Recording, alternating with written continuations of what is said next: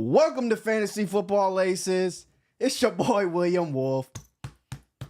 I'm back, and we here live for week 5. We got a special guest today, the man who I will be facing in the diamond. We already have a few guys going in London as we speak. And, I guess he wanted some home field advantage because he's overseas himself. The nicest guy I know, Gary M. I am nice. What's up, big dog? How you doing, man? What up, baby? Thanks for having me, bro. Absolutely, We're brother. out here, man. So We're out here in Madrid. Tell me exactly where you're at. Yeah, so it's a town called Toledo, Spain. It's just outside Madrid. I went to the Real Madrid game yesterday. It was awesome. Got a wedding out here tomorrow. Yeah, it's been great, man. It's been great. The NFL is it's 5 o'clock here right now. So the 1 o'clock games start at 7 o'clock here. So kind of cool. I kind of like it. Yeah. So is that the first time you've ever been to a soccer game for real? I went to one in Italy in Florence, but first like real game. That Florence's team isn't that good. This was crazy, bro. It was unbelievable experience. I don't know how NFL stadiums don't look like that, man. I feel like it's a different world, man. It was crazy. It was crazy to see, and it wasn't even a big game, and it was still. It's many more years. It's many more years of passion. That's what it is. I mean, you're talking about generations and generations of passion. I think once the NFL, gets a little older, teams are, there's more diehard fans.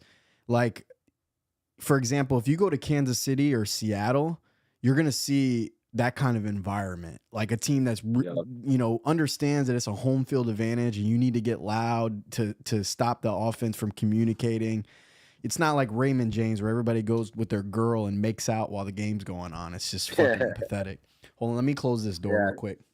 Yeah, these people, you could tell they were knowledgeable. Like they all played the game, It's not just people going for a social event. This is like, it was business. Yeah, like all business. That's the way it should be. When I go to a game that I care about, like the Bears or our fellow Knowles, who got a nice win again yesterday, you go there and make fucking noise because that's what it's all about. You get a little poison in your system, and you let the people know that you're in the building. You know what I'm saying? They didn't serve beer at the stadium because I guess they get too crazy, and it was weird because there's like. You go to like a regular football game. There's 4 different entrances. You got gate A, B, C, whatever. There was 50 gates. So you go in and you're only able to go in your section and the one next to it. And there's a separate bathrooms just for those couple sections, separate concession stands, no beers, and you can't cross over sections, I guess, to prevent like riots and stuff. Yeah. It was crazy. Yeah. It was crazy. So, hey, do you have your phone pulled up? Because I'm not going to change the screen because we're using the monitor, so I'm not going to mess with that. But Bree, stop it, get out of there. So let's get into the lead. So Gary M, I am nice. It is your rookie season in the diamond. A few mistakes were made, I think, on draft day. You started off, with a solid draft. And obviously that guy that you drafted number 1, essentially in salary cap spending $50 on Travis Kelce has been traded away this week, which is huge news in the diamond. I should be facing him, but instead I'm facing Ingram right now. Back-to-back weeks, by the way, I play Ingram in London because last week Kyle had Ingram. And I'm playing him. I'm playing him in London. So I wake up twice in the morning to cheer against Ingram. Talk about the draft. What you expected going into it. Obviously, I know you compared it to DraftKings a little bit, but it's much different because it's not like you're filling up an exact salary cap, right? It's all up to you to do it. Yeah.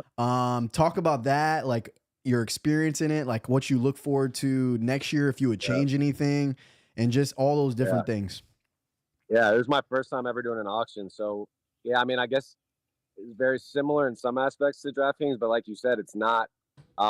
It's similar to where you need to find guys that are good value. And, it's not a fixed price, though. Like, so, for example, I was eyeing up a guy like Zay Flowers. I know on DraftKings, he's a very good value, right? But our league, Diamond League very knowledgeable. So he was getting bid up to a point where I was like, oh, I can't afford that right now. So it's like, it's not even about, you have to make decisions as the draft's going, and you have to have backup plans. And that's what I wasn't prepared for. Like when one of my good value guys got bid up, I just waited. And I got to the point where I was like, there's no running backs left and I've got all this money to spend and I'm just going to take it with me. Like, so it was, you got to be more prepared. I wasn't prepared and it cost me a little bit, but yeah, I think the Kelce trade, I had to do it. I needed a running back. I got Alvin Kamara. I took a flyer on him. I thought he's going to go really well with David Carr or Derek Carr, whatever the hell his name is, but Carr's check down Charlie. So I thought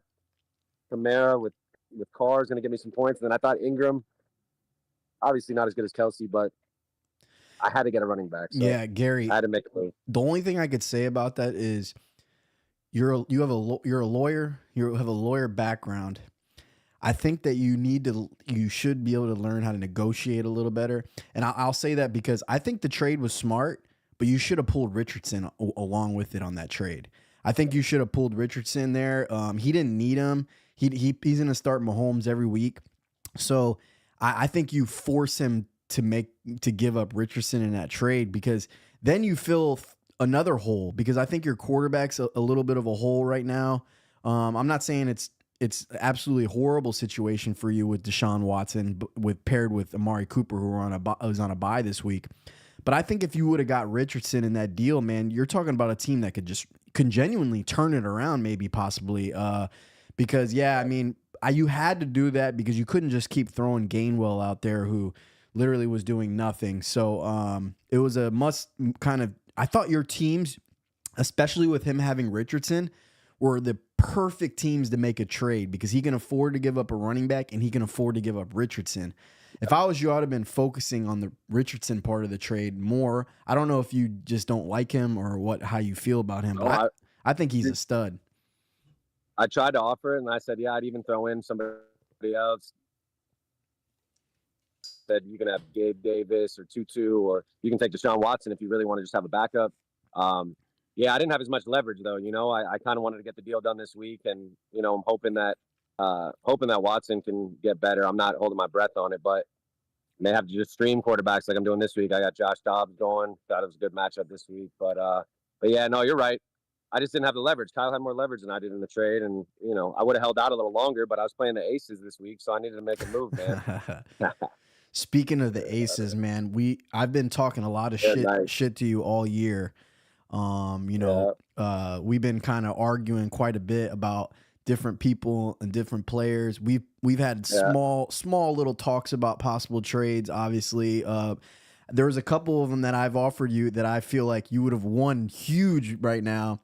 I think at one point in time I offered you Mostert for Gainwell straight up or something like that, and like 3 weeks ago. Thank God that you didn't do that, but I obviously wanted to solidify that Philadelphia backfield where, I'm not worried about anything. I just know whoever's the starter, I'm going to start him, right? That's the reason why I've always been interested in Gainwell.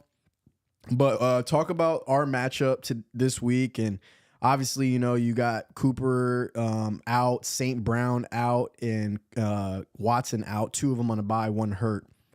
You're gonna have to pull an upset, but it was a good start for you. Me starting Washington's defense, who got -1, and me sitting Fields this week and starting Stafford. Yeah, I mean that you're still the favorite even with Thursday night.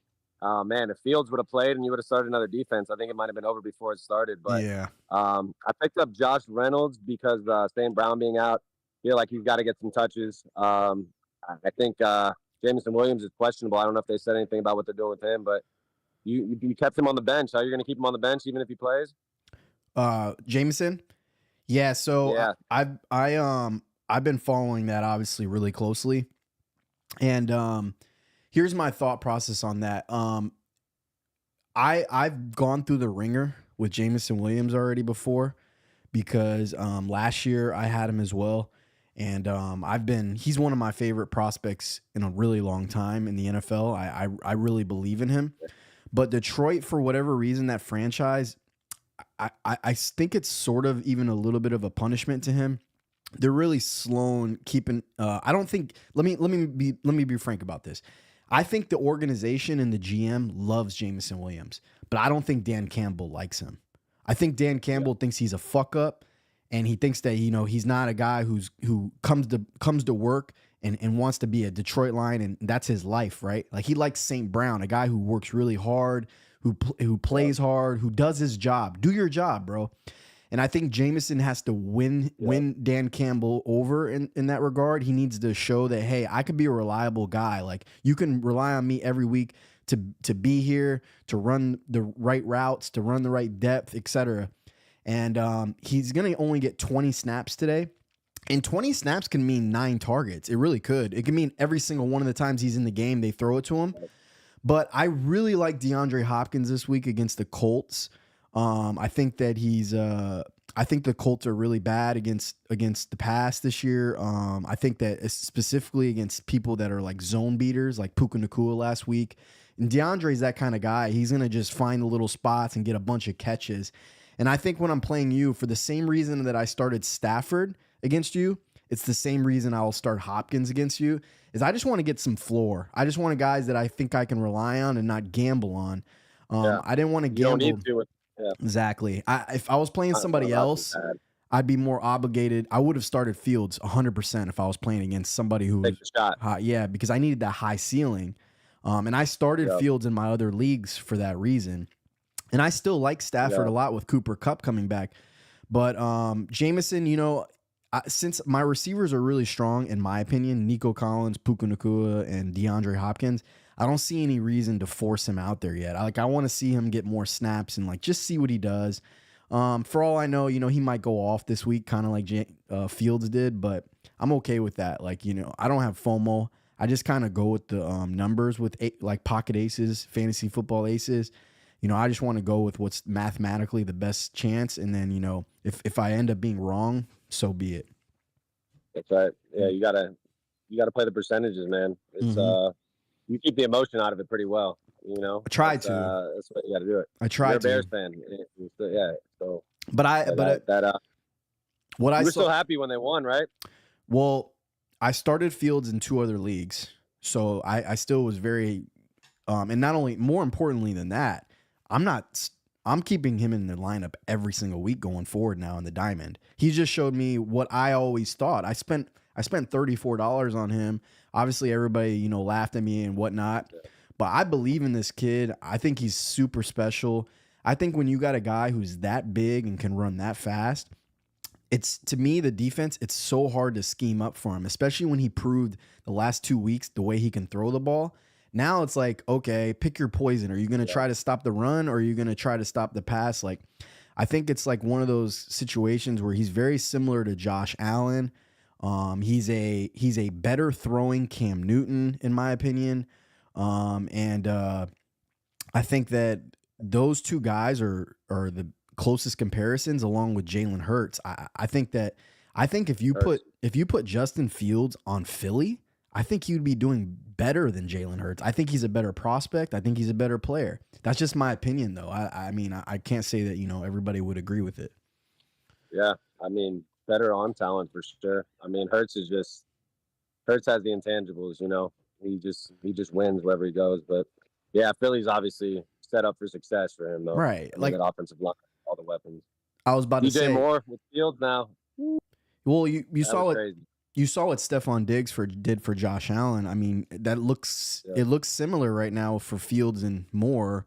Like if he starts just locking into him, similarly to the way that Allen locks into Diggs, that's the situation that you kind of hope it turns to be. In regards to Jalen Hurts, unreal, man.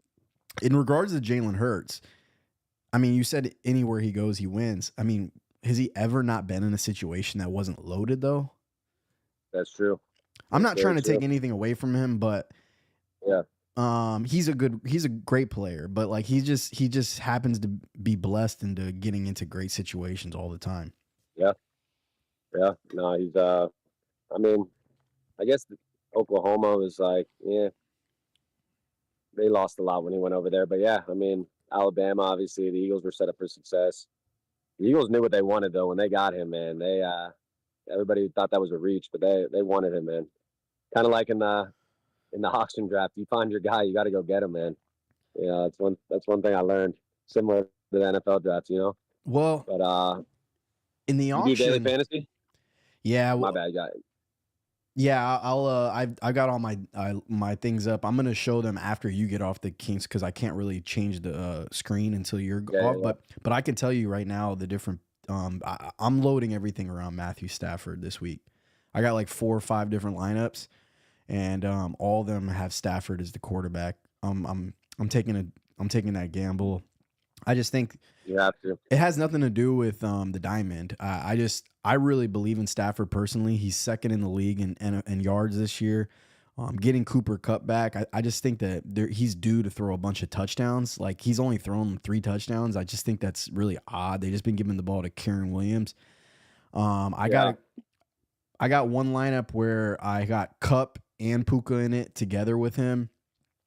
And then I have a bunch of lineups where it's just Puka or it's Higbee or it's one of them What has do you think they're gonna do with Puka? With I mean, him and Cup are obviously have to both be on the field at all times together, right?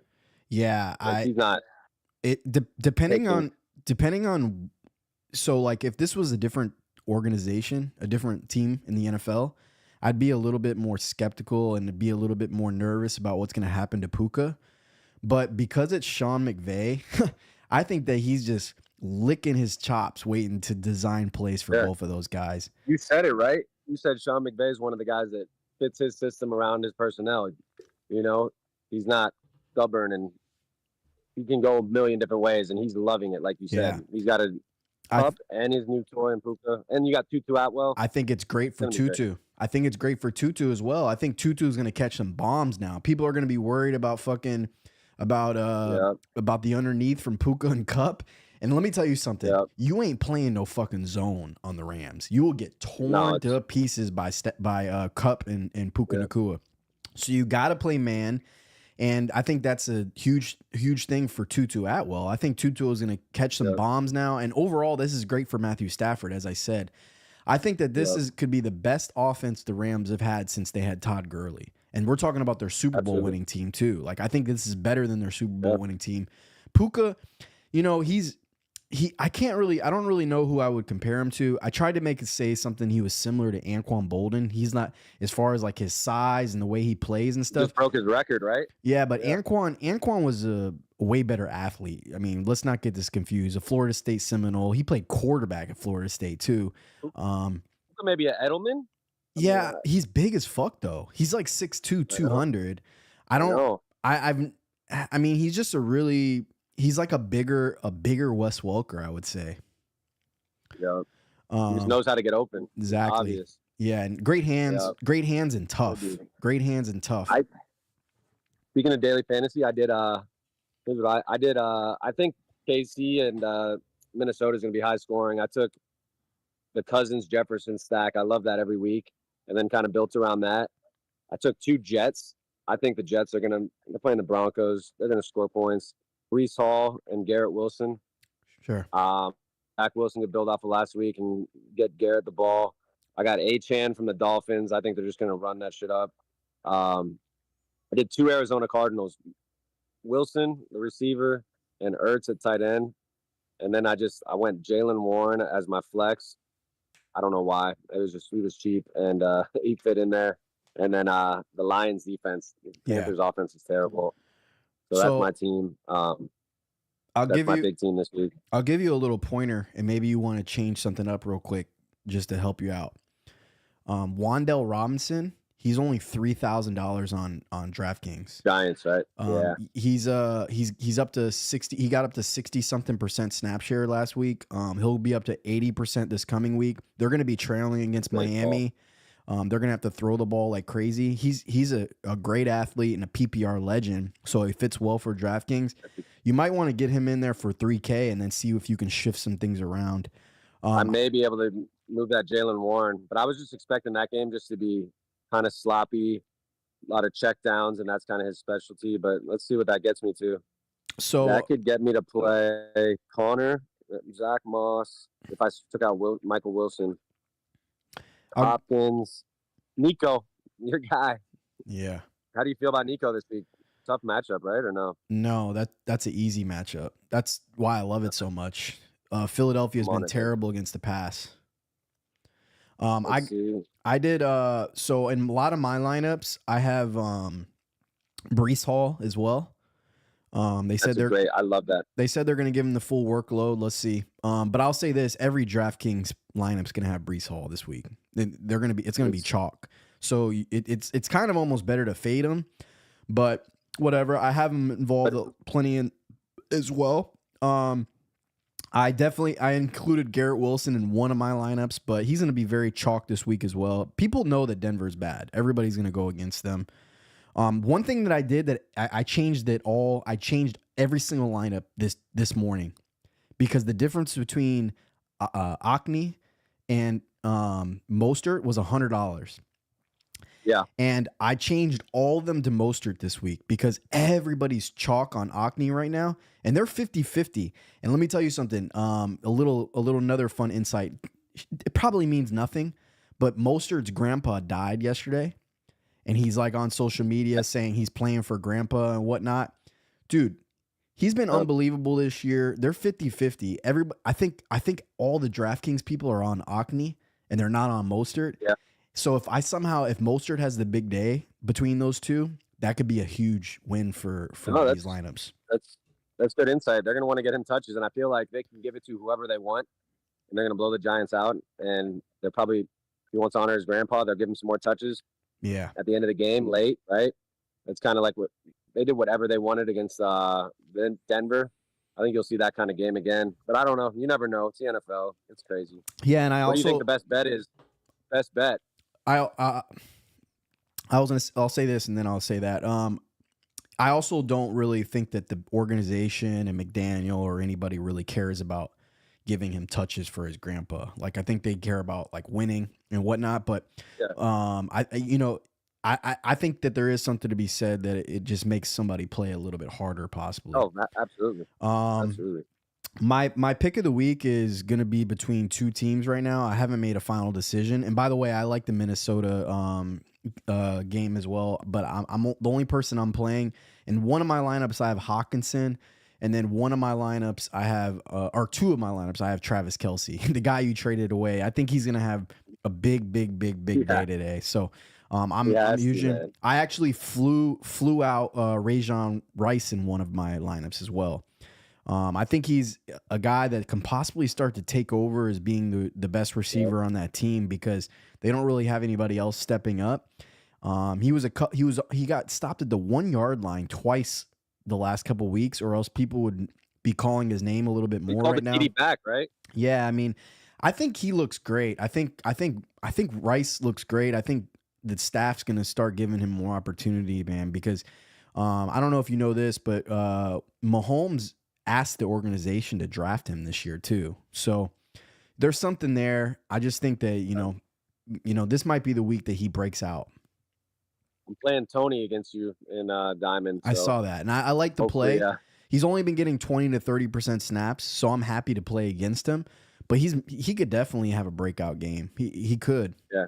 Anybody on Kansas City any week. You never know. That's what I'm saying. Kelce was the consistent, but I mean, even last week, he kind of got shut down. I mean, but that was a weird game, man. That was a weird game against the Jets. They got the lead, then Mahomes got a little, I don't know, like lackadaisical, I feel like, threw some picks, and the Jets had the ball for a long time. And then the Chiefs killed the whole fourth quarter just running and converting third down. So they kind of didn't. I'd like to see how many snaps they got off. It had to be a way less than a normal game for them. That was crazy. From my perspective, man, I think people are really results oriented and short minded when it comes to things like that. The Jets have one of the best defenses in the NFL, and I'm going to tell you something right now. The Kansas City Chiefs offense is going to look a lot better this Sunday against the Vikings. I promise you that. Like, they're going to probably go up and down the field and do whatever the fuck they want to. Pacheco looks good too, by the way. So I mean, I'm not even in 1% worried about that offense. I think that they're still one of the best, if not the best offenses in the NFL. The Jets are good, bro. Yep. They played at home. They have a good defense. Yep. Great defense. With that All being right. said, I'm not going to reveal my pick of the week yet. I'll text it to you personally, but it is between two teams. I will say this. It's between the Kansas City Chiefs. I like them over Vikings. And I like the Rams against the Eagles. Those are my two favorite picks this week. And I haven't decided. I kind of know which one I want to do in my mind, but I think they're both really good plays this week. I like the Rams probably a little bit more just because I like that home dog. And I just think that they're playing a lot better football than they're getting credit for. And I think the Eagles, believe it or not, they've played a really soft schedule this year. This is like their best team that they've played so far. And their schedule gets extremely tough after this week. They played New England, Minnesota, Tampa Bay, and Washington. And after this week, it starts to get a lot more tough. I think that they're not playing their best football right now, and they might get a little bit of a wake-up call out in LA. And you know, obviously I have them everything tied to that, all my DraftKings lineups, and then I have Stafford starting against you. So it's one of those cases where I'm like all in on the Rams this week a little bit. I'm with you. Yeah, I think the Rams are probably top 3-4 plays. I'm very, very bad in NFL, by the way. So take this with a grain of salt. Yeah. I do better in college, but I'd say, I mean, it looks like a trap, but my play is the Jets. I think that's my favorite play of the day. I mean, they're a much better team than Denver. I know it's on the road. I know it's altitude, but I just think they're much better, man. I take the trap. I don't care. They're very good. What do you think? Let me take a look at that game. Broncos. The line's going in Denver's favor. I like 1.5 earlier. I like Broncos in that. You think? I think it's just, but I wouldn't touch that game personally. Yeah, I can't say the Broncos ever, man. They're just, last year was just hilarious that Vegas just kept missing on them over and over again with horrible lines. And you would think like, are you missing something? And no, they just kept losing and losing and losing. So I don't know, man. We'll see. But yeah, I'm very bad at NFL. Anything I say is probably should fade. But the Steelers getting points at home against the Ravens, that's going to be a slugfest. I think anytime you see any side getting more than a field goal in Ravens-Steelers game, I think you got to take the points. I totally agree with that one. That take. I like that take. I like the under in that game even more. Oh my God. Yeah. What is it? 38.5. I love. That's only because they know people. Yeah. When the North plays each other, probably put that at 33. When the AFC North plays each other, I take the under all day. I don't really take it because I don't gamble on that kind of stuff, but I would. Just entertainment purposes only. Yeah. Yeah. So let's get into the diamond real quick, and then I'll let you enjoy the beautiful Spain that you're in right now. Yeah, it's green. We can't really see that you could be anywhere. You could be in Florida right now, but it is green. Yeah, exactly. It looks like fake Epcot City, but it's real. It looks like Spain drinking around the world, but it's actually real shit. It's crazy. That's dope. So we'll skip our matchup. We both are obviously going to pick our own team there. Let's go into John's team versus Comeback Kid. Pull that up on there and give me your quick thoughts on those two teams and which team you think is going to win this week. And they've got this projected almost dead even. Let's see. Yeah. John's got pretty good receivers. Breida, nah. Thielen's been a surprise for him. Let's see. Then we got on the other side. He's got Jonathan Taylor coming back. Jonathan Taylor, he's got some wild cards. And then you've got Joe Burrow at quarterback for Comeback Kid, who has been very sleepy this year to start out, but he's injured. I'd give slight edge to Comeback Kid, kind of similar to what Yahoo's saying, but I think I can see John's team winning as well. It's going to come down to Monday night with Devontae Adams. He'll probably be chasing some points, and yeah, I'd be a good guy to have when you're chasing points. That's for sure. Yeah. What do you think? Jair Alexander will be following him around though in that game. Yeah, that's Kicker's guy. I picked Comeback Kid in this game. Just because I think Lamar's got a tough matchup on the road against Pittsburgh. I think that with Saquon Barkley out, that really hurts. And he's got Jonathan Yep. Taylor to give him a little bit of a boost this week, man. Jonathan Taylor, I think he's gonna get all the carries. I think they'll work in Zach Moss, but I think JT's ready to fucking rock, man. They gave him some money. That tells me that he came into camp or came back and he looked fucking great. And they're like, all right, let's fucking roll, baby. Let's get this boy going. Yeah. Hey, he's in shape, man. He'll be ready to rock, I think. They got a good line, you know. Yeah, it'll be interesting. That's kind of a wild card. Next up, we got Criminals and Bishop, who aka Young Kick. Obviously, this is already a formality on what's gonna happen here. It's a blowout. He's got ETN having a pretty good game, it looks like, and we already saw what DJ Moore did. So Ridley hasn't done anything. I think Kicker was supposed to be here today, but sitting here talking to you as well. But what I think happened is DJ Moore completely took the air out of him. Yeah. I could see a path for him if McCaffrey does what DJ Moore did and does like a 45, 50 pointer. Bijan would have to have a big game. There's a path, but it's narrow, you know, because Shane's guys are already outperforming. Etienne's outperforming Ridley already, and yeah, he would have needed Ridley to have a better game, and then all these other guys to go off. It'll be interesting. I don't think it's totally over. Yahoo thinks he has a 20% chance though, so yeah. He's sad about it though. I saw the same exact path as you did before today started. Before ETN already has 13 points in the third quarter with 10 minutes left. I saw the same path. I said, you know, Christian can match what DJ Moore did. So can Bijan, for that matter. They both can do something like that. So I do see a path, like you said. But with ETN getting it going, Jahmyr Gibbs has already been ruled out. St. Brown is ruled out. I feel like David Montgomery is just going to ball out today. I have him in all my DraftKings lineups. Oh, my God, yes. So and then Garrett Wilson's going against Denver. I think this is the week that Shane really just has a really, really big week. I think this is going to be his biggest week of the year.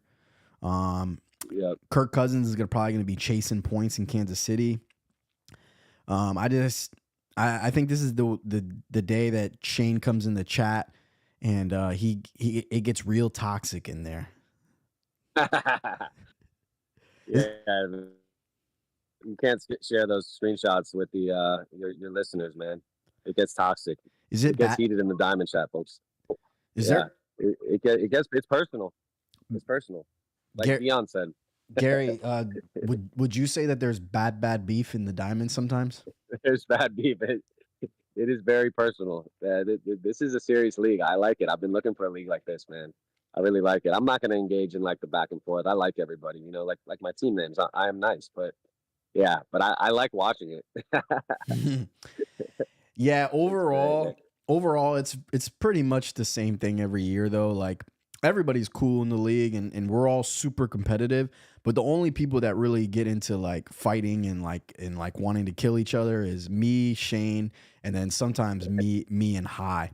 But me and High, it's brotherly love. It's genuine brotherly love. Just getting angry. We've known each other since we were like 7 years old. Yeah. But me and Shane, yeah, we got bad beef for real. Like, it is what it is. You know, you're not gonna like everybody in this world, bro. Like, you can't. I mean, I know you do. You're Mr. I am nice, but sometimes personalities, they don't mesh, bro. Yeah, well, Shane, you guys had a great episode, the draft recap though. So I mean, your personalities mesh on when you're just producing a show. That's for sure. It looked great, dude. We are me and Shane are cool in real life. Like, as far as like, if we were in person, we're fine. Yeah. I say this, and he doesn't agree with me, and he never will, because that's just the way he is. But he's a different person in the WhatsApp chat. Like, he turns into a different person. He's never really come out in the open and like had this conversation with me in person, like the way he feels about me. So like, if he did that in person, I think it would change like the way it is and but when he's sitting behind his at his house on WhatsApp just talking reckless, I mean, I feel like it's easy to do, and it's just like everything else in this world with Twitter and social media. People are kind of different on the phone than they are when they're in person. Like we wouldn't say the things that we would say in person. And that's not saying I'm not saying Shane's scared or anything like that. I'm just saying that people act different, like in person. I think that it's just so I've never had an issue with him. Except in WhatsApp, and it gets really personal, as you said, a little Yeah. toxic. But overall, It, we'll it be cordial in real life. We'll be cordial from makes here the on out. league better. Yeah, it makes the league better. I think in anything, man. When I'm typing an email versus talking to somebody, you always sound different. It's hard to express stuff when you're writing it down, man. To be honest, so yeah, I mean this league's awesome. That's why I love the Diamond League, man. It's great to follow. We need a reality show. That's what I'm Yeah, sort I of guess doing this kind of here. is. Yeah, that's what I'm sort of We're doing. just- But you Yeah, have to. Oh wow, you have to get like guys like Shane to come on in the studio, and then maybe it gets a little dramatic, and we get in a little tussle in here. And I put oh my Shane in a god, little man, headlock over the chair here. Moving on that'll get some views. to automatic pickings and whoopsie. Um, Let's see what we they're got at a here. deadlock, 50-50 at this moment. It's very sad. Automatic Pickens, he auto drafted his team, and it's better than mine. So I mean, he made a good pickup in Wandale Robinson. You just talked about him. I mean, he's made his team respectable. Let's see. I think this is going to hinge on what Cup does uh, for Whoopsie. Yeah. So what I said in this matchup is that they're both missing a running back this week. He's missing Jerome Ford, and automatic pickings is missing Whoopsie had a Eckler. yeah, man, this is a very interesting one, man. I think I'd go with Pickens if I had to, but I could see it going either way. I said that I You hear think. me? All right? Yeah, I hear you. Can you hear me? Yeah, I hear you, Tom. I said that they're both missing a running back, but I think Eckler is more important to automatic pickings team than vice versa. I think with Cooper Cup coming back, I think Whoopsie's gonna pull this one out. His receivers are really good. He Yeah. probably, I mean, I don't have everybody else's receivers in front of me, but if Cup's Cup, he's got the best three receivers in the league, But that's a big if with that hamstring. We'll see. His team looks good, man. I mean, Yeah. I think that his running back situation's dicey, but and for my money, Dak Prescott's the detriment of his team, but he's got everything else going for him. I've just seen other teams like this in the past, and when you have a quarterback that's not good, like or not reliable or can't score over 23 points regularly, it's tough to win Yep. in the diamond in a half point format. Like Yep. in a full point PPR, the quarterback may be less important and the receivers are more important. But half point, I think quarterback, especially our league, matters a lot more Yep. than others. That was a mistake I made on draft day also. Quarterback not being taken care of. I'll tell you what, man. We're gonna move on to Physics Dream Team and Team 2 Elite. I'll tell you what, man. Team 2 Elite, he can't make a mistake this year. His team is scoring over 140 every week. He puts Sam Howell in his lineup this week with Herbert on a bye and gets 30 from him. It's The like dude has 3 points at half. it's unbelievable how well Team 2 Elite's team is performing. Justin Jefferson's obviously been huge for him. Brian Robinson, huge for him. Kyrene Williams, huge for him. Those are two guys that you wouldn't expect before the year started. So Great moves. He's managing it unbelievably. I want to go. I went with Physics Dream Team in this matchup because I think Pat Mahomes and Travis Kelce have a big day. What do you think? Yeah, I mean, I gotta root for my trade to be right. So I think I gotta go with Lee. But look, what Yahoo has this one heads up to. This league is crazy, man. Like this look at it. Every matchup is within a point or two. Yeah. Like projections. Yeah, I mean, it's gonna come down to how crazy does that Chiefs Minnesota game get? If it's going like we just talked about, flying over, then you think, yeah, I think Kyle's gonna win. If not, if that game is more like the last week's KC game, then yeah, you probably say I'll probably give the edge to Lee. It's going to be about game flow. We'll see though, man. Yeah, these are two really good teams. Man, my team looks very bad when looking at these other teams like this. Both of those teams are playoff teams, in my opinion, for sure. Oh yeah, They're both good. I think that Physics Dream Team, his running back situation, losing Zach Moss to JT and then trading Kamara away from you, really is dicey now at this point. But the rest of his team is pretty solid. And like I always said, man, when you have Pat Mahomes, man, he's gonna carry you, bro. What is Physics Dream Team? What does that mean? You guys have like a physics class together or something? Yeah, that's where this all started. We were all in 11th and 12th grade in AP Physics in high school, and most of us were in that class. Me, Kyle, Shane, and Lee. That's a hard class, man. Yeah. Six or seven of us, almost the whole league at one point. We've had some people interchange. Obviously, you're in as a rookie, but most of us were in that class, and he's always kept that name, Physics Dream Team. Let's say, yeah, I knew there's something behind that. Yeah, and most of us. This next matchup is Korea versus 2-3 GOAT. What is High 2-3 GOAT? Yeah, that's his little play that he makes. He had that name one year. He was 2-3, and he said he's the 2-3 GOAT, and then he came back and made the playoffs. So he's a superstitious guy, and that's what that's coming from. He's getting blown out right now. Yeah. Speaking of a team that's just been red hot. I mean, Korea's team has been red hot as well. I'd say it's not a coincidence. My team, Korea and Lee, we've been pretty hot. Good teams, and Stephon Diggs and Josh Allen have just been a dynamic duo. He's got Akni now after losing Chubb. He picks up Akni, so that's kind of a wash there at this point. That's who lost Chubb. I want to get your take on this. I offered him Kelsey for, is it Akni, Achan for? I think it's Achan. I think I say it wrong. Yeah, I offered him. I know it's a tough name. I guess he told the announcers they were saying it wrong the other day. I forgot what's the proper way, but I think you're saying it right. I offered him Kelsey for Laporta and Achan, and he declined it immediately. No counter. I thought that was a good trade. No, especially if you think it's 50-50.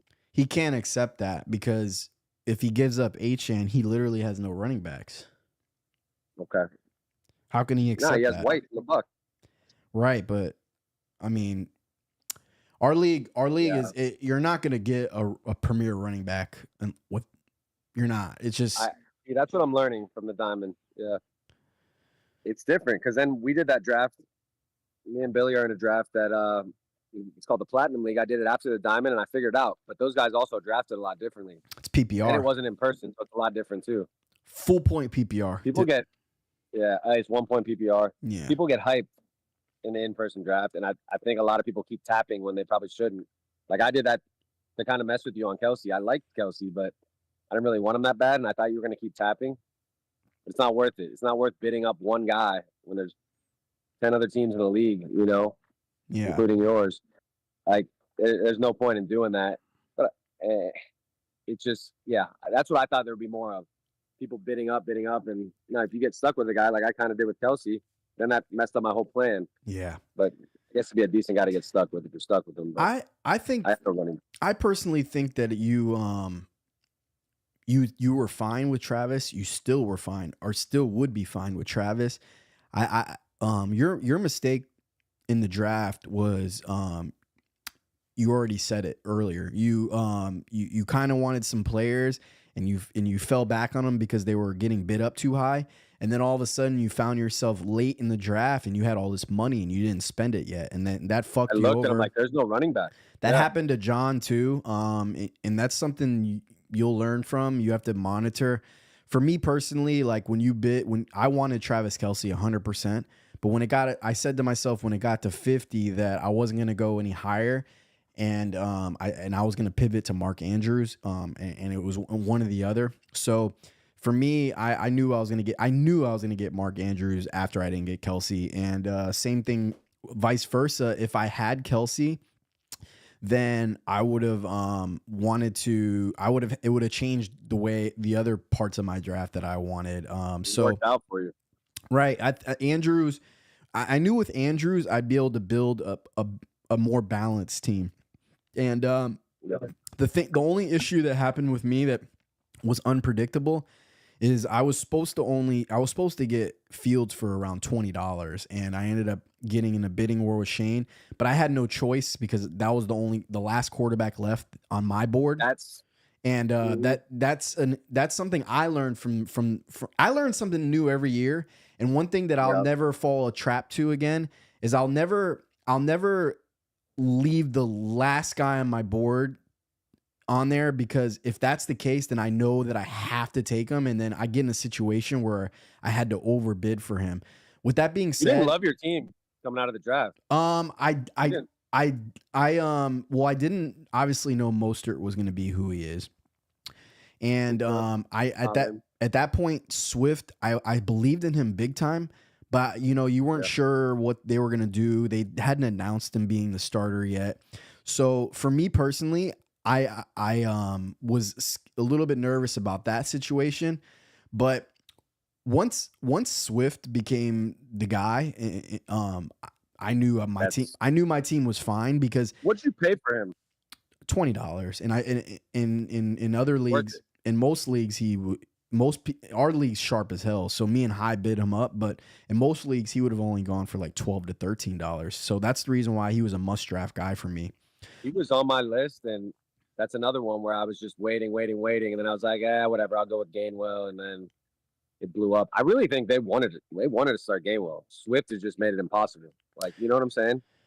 For me, from my perspective, man, you're talking to a guy who I think Swift's a top 5 talent in the NFL.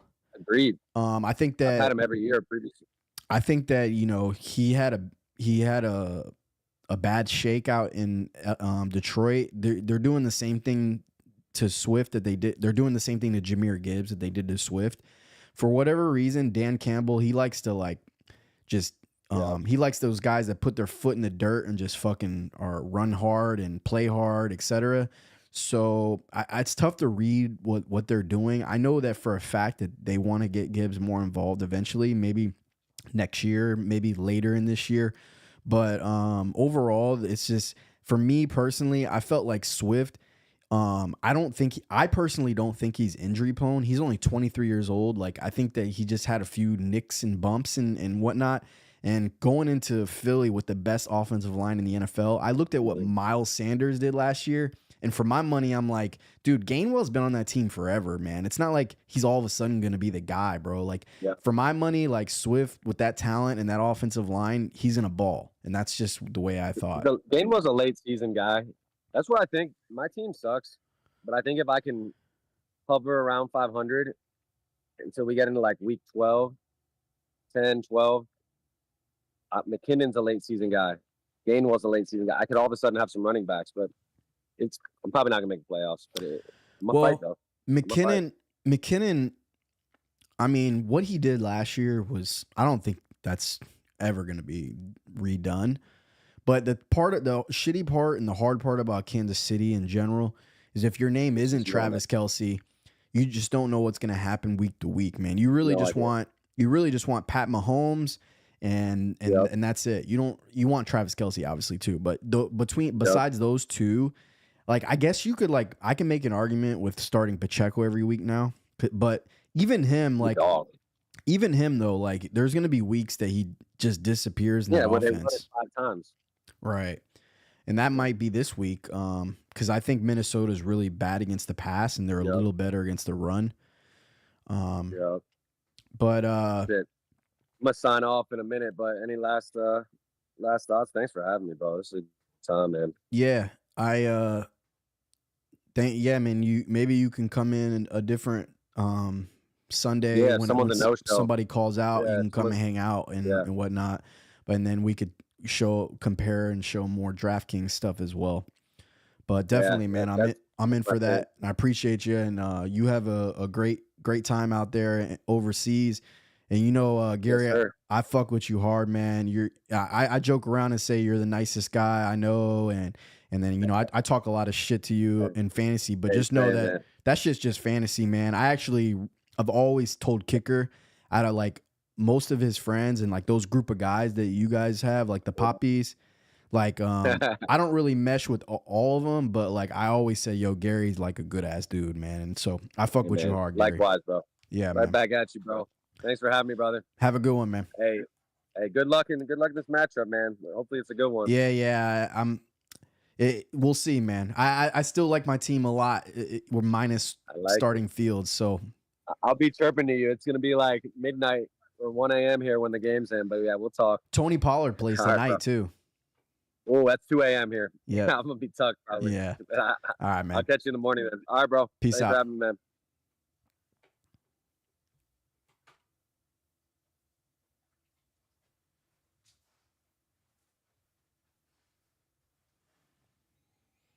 All righty. So that was Gary M. I'm gonna cut to this camera now. It's my other camera here. That's the only way I can do the Discord and that at the same time. I didn't set up my Discord and channel yet, but I do have one question I didn't see. Let's see here. Question for G Baby. Oh shit! Do Kelsey and T Swift last the season? Damn, I didn't see that, my guy. Sorry, I was locked into the conversation. I don't know if you're still watching. That sucks. My bad, Jason K. I'll answer that question though. Absolutely not. They definitely don't. I don't think they last that long. I think that they're both just trying to fuck, and that's it. I think they're just. I don't feel like their personalities are gonna mesh long term. I don't think I know. Like they don't seem like they're the type of duo that would be a couple. I think they just both want to, smash and get that clout. Let's move on to my DraftKings lineups. We'll do that for now. I'll give you my thought process. I'll put them on the monitor here, full screen here.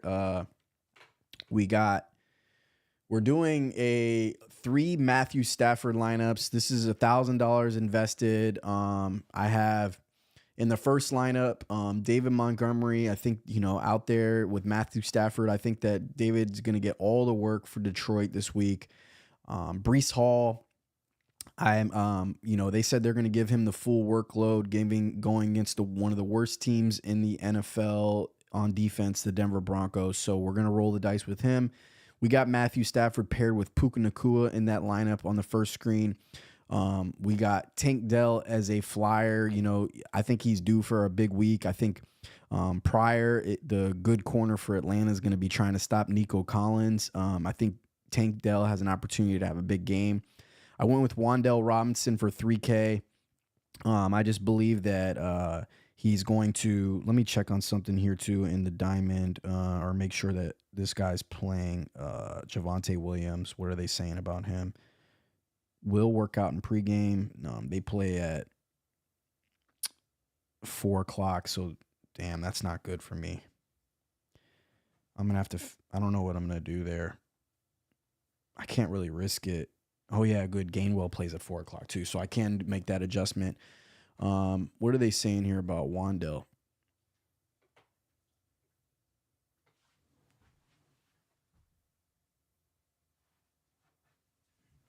Looks like he's healthy, so that's good. I have him in all my lineups essentially because he's only $3,000. I think that, you have to take advantage of that. He's way undervalued. He's the PPR legend on that team. I think that he's actually their best playmaker with Saquon Barkley off the field. So he's kind of a must play. And then I have Travis Kelce, who I think is going to have a monster game out in Kansas City. I hope that, a lot of people don't pair him with Mahomes and he just has a big, big day. I think people are kind of pivoting away from him because he costs so much and he hasn't been producing for that cost. I pivoted to Raheem Mostert in almost every single one of my leagues instead of Achane in all these different ones. And that's because Mostert's grandpa died yesterday. And I just believe that he's going to get a little bit extra opportunity, play a little harder. And I think that, people are forgetting that he's a monster too. So I'm going to fade Achane and hope that Mostert's the one who has the big day today between those two. I got the Jets defense in that one. In the next lineup, it's very similar. I have Bijan Robinson essentially instead of Breece Hall. I have Mostert in both lineups and David Montgomery in both lineups. I have a little better receivers in this one. I have, instead of having Brees Hall, I have Garrett Wilson going against Denver. I got Michael Pittman Jr.